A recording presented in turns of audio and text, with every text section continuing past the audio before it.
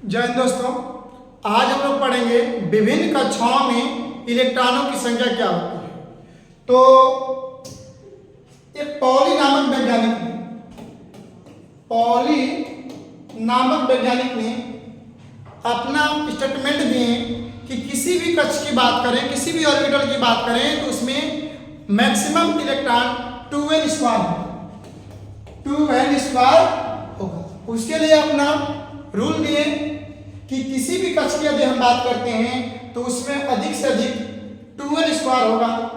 तो हम बात करेंगे n क्या है, तो n कक्षाओं की संख्या, जिसे हम लोग ऑर्बिटल नंबर कहते हैं।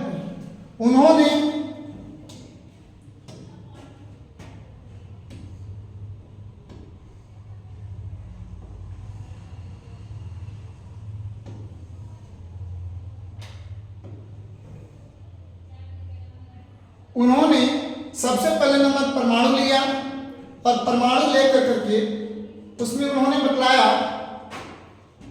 कि परमाणु के बीच में नाभिक होता है, जैसा कि आप जानते हैं। और जब ये नाभिक, तो ये ऑर्बिटल नंबर 1 यानी कक्षक नंबर 1, ये 2, ये 3, ये 4, ये 5। उन्होंने कहा कि किसी भी कक्ष की बात करें, कक्ष नंबर 1, 2, 3, 4, 5 सभी में मैक्सिमम इलेक्ट्रॉन, अधिकतम इलेक्ट्रॉन 2n स्क्वायर। इसके लिए उन्होंने दिया 2n स्क्वायर। चलिए हम लोग अब समझने का प्रयास करते हैं।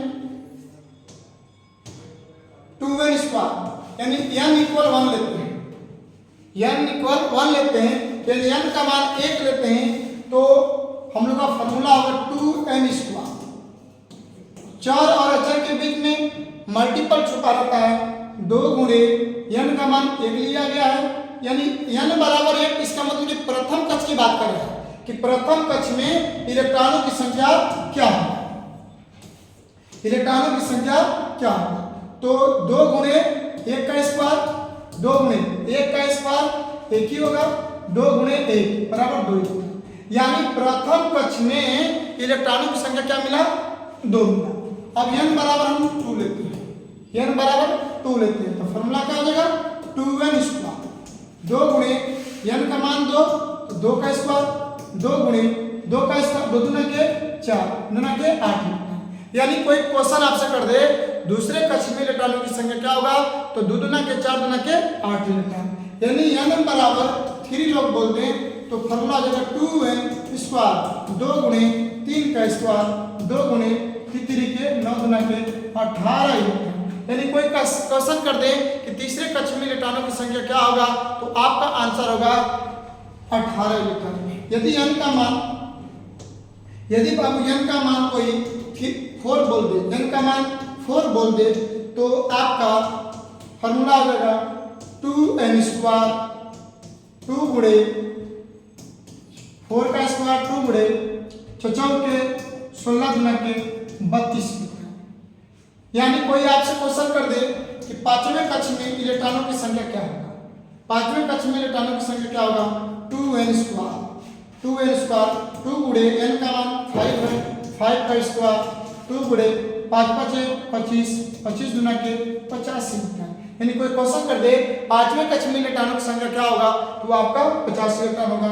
यदि कोई क्वेश्चन कर दे कि छठवें कक्ष में इलेक्ट्रॉनों की संख्या क्या होगा, फॉर्मूला हो जाएगा 2n स्क्वायर, 2 गुणे 6 का स्क्वायर, 2 गुणे 6 के 36, दूना के 72 इलेक्ट्रॉन। यानी कोई आपसे क्वेश्चन कर दे कि छठवें कक्ष में कितने इलेक्ट्रॉन, तो 72 इलेक्ट्रॉन हो जाएगा। यदि क्वेश्चन कर दे आपको सातवें कक्ष में, तो सातवें में हो जाएगा 2 गुणे n का स्क्वायर, 2 गुणे 7 का स्क्वायर, 2 गुणे 7 7 49, दूना के 98 इलेक्ट्रॉन। यानी कोई क्वेश्चन आपसे कर दे कि सातवें कक्ष में कितने इलेक्ट्रॉन होगा, तो 7 7 49, दूना के 98 इलेक्ट्रॉन।